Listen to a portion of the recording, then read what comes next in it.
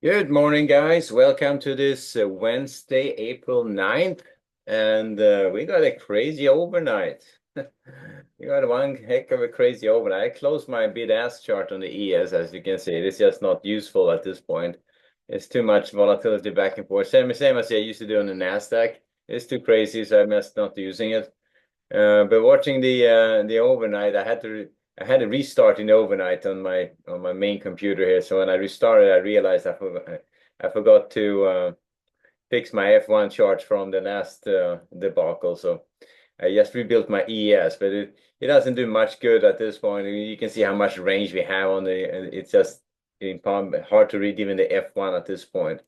Uh, Overnight, bond yields are spiking and bond market is coming apart. And most likely there's this, yeah, I'm just listening to it on the news this morning. Most likely, if a leverage player, they're talking about a leverage player had to de-escalate or deleverage. However, I don't think that's the case. I think it's Chinese selling bonds. That's what I think. I think this is just part of that tariff war. The Chinese said they have like a 800 billion or more of U.S. treasuries, and they're probably selling a lot of them right now just to raise the stakes. So that would be my personal guess, but it could be just a leverage player too. Needless to say, someone is selling bonds, and that's causing a lot of heartburn on the bond market. On the ES though, we had a yesterday's start was we were up here trading up against that 5230s, 5290s, and um, that was it. Because a little bit of strength up to the 5300s, and then they started heading south all day, and they just ended up closing towards the lows. Before I keep going on that, that's on the news side of things. As to today, news-wise, we have mortgage applications come out at 7 a.m. Big numbers to the upside, up 20%, 35% on the refi. So definitely made some movements in that part of the mortgage industry, and that's good because that was dead frozen, and with everyone sitting with low mortgage rates, the rates coming down and mortgages, and they did for a while there. It could have been a pretty good sign. Now, it's going to be anyone's guess where the rates are going to go with the spikes we have going on right now. At 10 o'clock, we get wholesale inventories, oil report at 10:30, a Fed speaker at 12:30, 10-year auction at 1, and the Fed minutes coming out at 2. So we got a few things going on. Fed minutes at 2, always worth paying attention to. We have an oil report at 10:30, and that would be interesting since oil is also falling out of bed a bit. So a lot of movements, and some of them in a good direction. Like oil coming down like that is a great news. It's going to impact us all directly. And but in terms of the market moving news, I don't think any of the market news we have today is going to really move the market. CPI, PPI coming out tomorrow and Friday could potentially do that, but not a whole lot of news to drive the market today. I think it's still all about the tariff reactions we are looking at and the headlines about the deals and that stuff which is driving the market. Overnight wise, we close week then. So back to the ES here. So we close week on the ES down here at the 5,000 level. We probed below it, but closed a little bit higher. And then the overnight now has been all the way down here to the 4870s again, and it just looks ugly. So there you go. And we'll see if they're going to retest these lows and potentially take it lower. So again, big hissy fit in the market again in the overnight. And we'll see where they're going to go with that. Hissy fit would be a very technical term, as you know, but that's that's what the market is doing. I got a great explanation. I mentioned that yesterday somewhat, that how these ETFs which are being sold, it's a lot of the volatility is created by order desks, trade desks, which are front running these ETF sales and basically shorting some of these stocks ahead of the sale and then buying them back again after the sale. And Chris, it's a lot of volatility, but they make a shit ton of money doing it and front running those ETF sales. And selling an ETF, it's a basket of stocks. You know which stocks are going to get sold. And if you know that ahead of time, you can sell that stock, take a short position, and then when you make it be huge ETF sale and drive that price down, uh, yeah, you're right there buying it back again. So that would be as the trading methodology, a trading style. But it's kind of I'm not even sure it's legal, but it's it's front running the trades like that. Anyway, so the ES that's traded from the short side of the market. I think today may be also one of these crazy days. You may want to sit on the sidelines. We'll see how it starts up, but it's been pretty volatile here. And let me see my F1 here. It's still F2 here. Yeah, it's still centering, so that's good. Anyway, so the overnight, the London session. So initially they took a leg lower. The London session took it all the way back up to 5,055s, and then they kind of faded from there.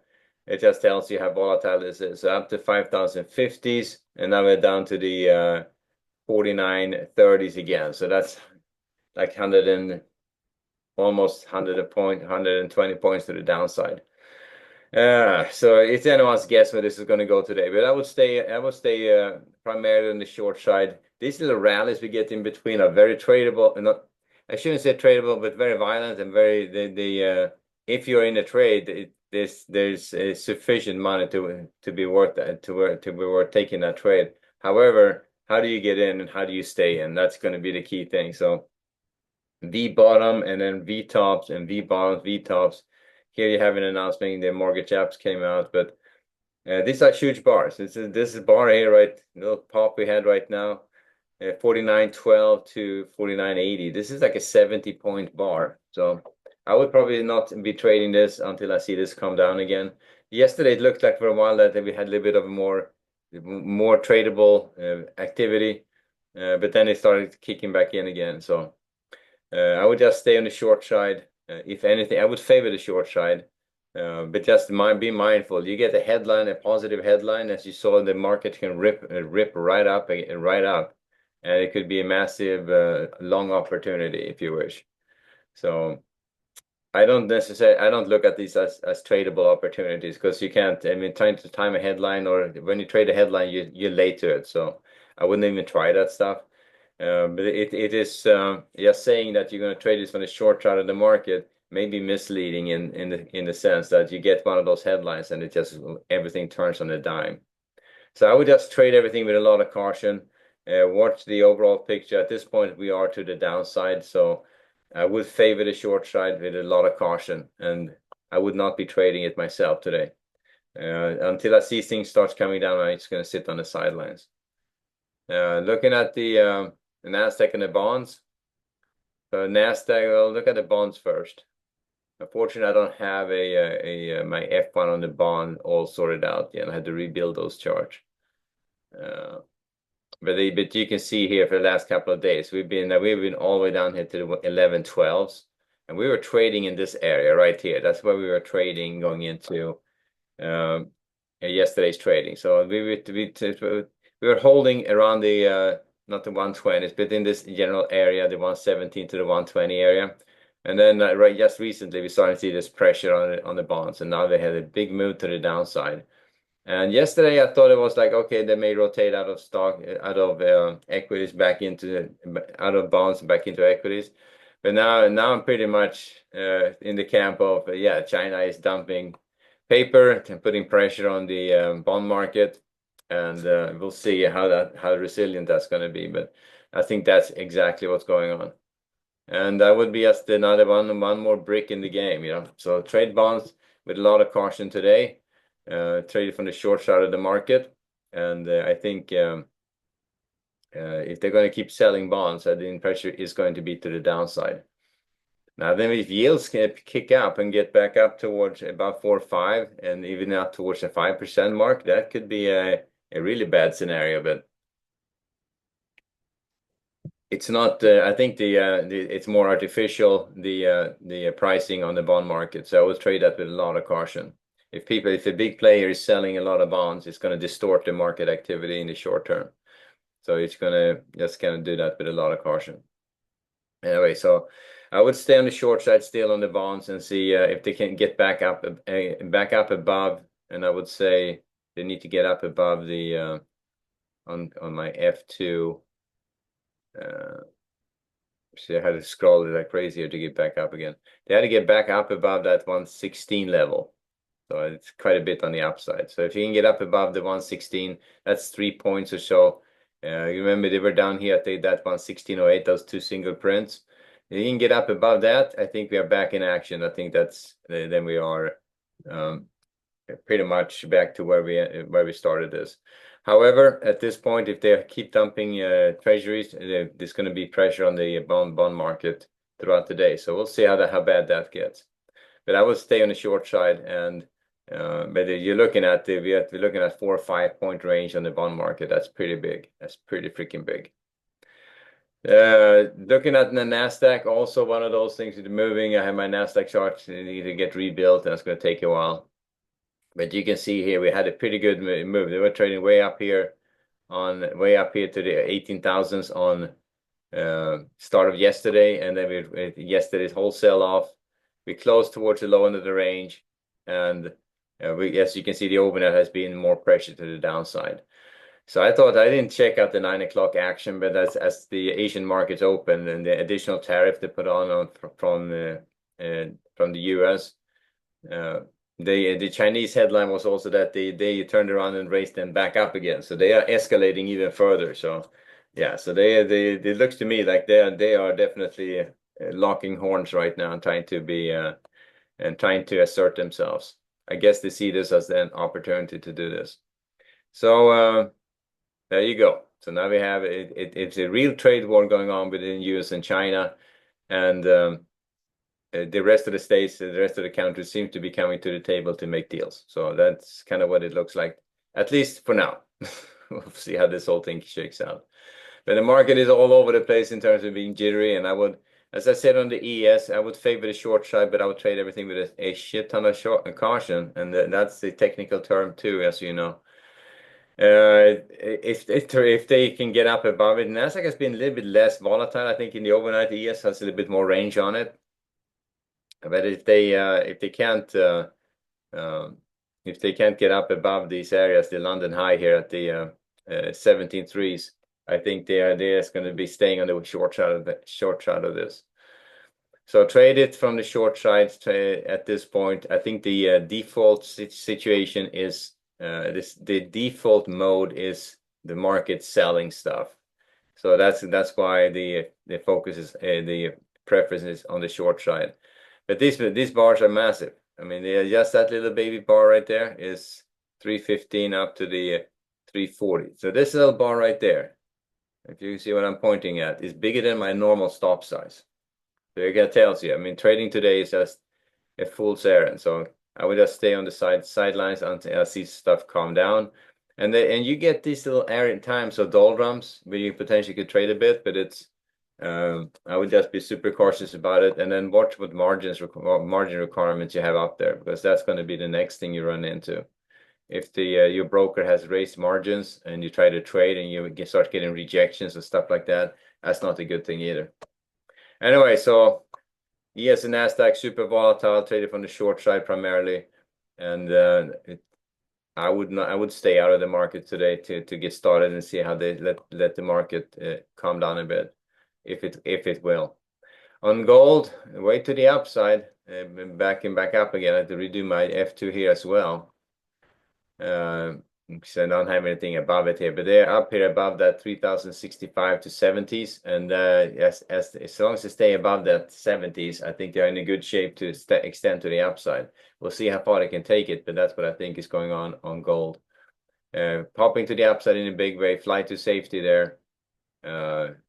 If the Chinese-US trade war keep going, it's anyone's guess how that shakes out, but it's if people moving to gold, very, very, I would say, expected reaction on that. So trade gold from the long side at this point. If they trade down below that 3,070s, go back range bound, then we are back in that lower range again, right?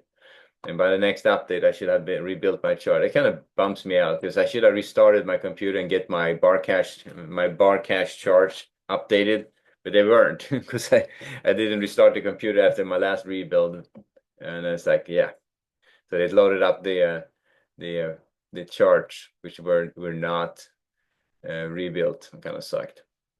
Anyway, so gold, watch that 70s, they trade below it, you go back range bound. If not, it could be a nice reverse retest buying opportunity. But you can see on gold how crazy that is. That's this in the bar now is 83 down to the 70, it's like 10 points.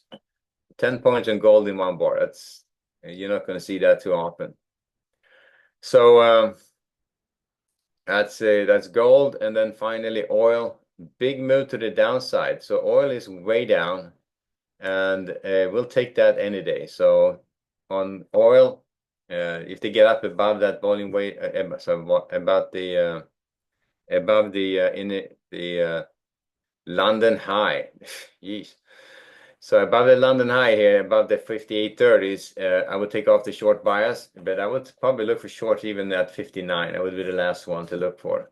But they are definitely way down. Again, they sold off late into yesterday, and now they're further down in the hole, and they're heading down 55, coming down quickly. So, and this is good. This is good news for a lot of reasons. And that's going to cause the whole Russia situation to kind of come apart. This is how they fund the wars in Ukraine. This is how all Iranians fund their stuff through oil sales. Oil prices coming down impacts everyone negative, which are an unfriendly oil producing state. So that's good for that reason. It's good for our gas tanks and our boats and everything. So we'll take it any way we can get it. So let's see if they can hold on to that though. But this, I think, is more fear of recession driving oil prices down right now. They think there's going to be a global recession, and then and so everything, it's global recession, and no one's going to be using oil, and prices come down. That's what I think is going on right now. Now, as you start seeing some trade deals come together, it feels pretty freaking up in the air right now. But that can change pretty freaking quick if some trade deals comes together and some tariff situations gets resolved with some of the bigger producing nations, and the only one I think is not going to be resolved quickly is the one with China. So that's going to be the one dragging on.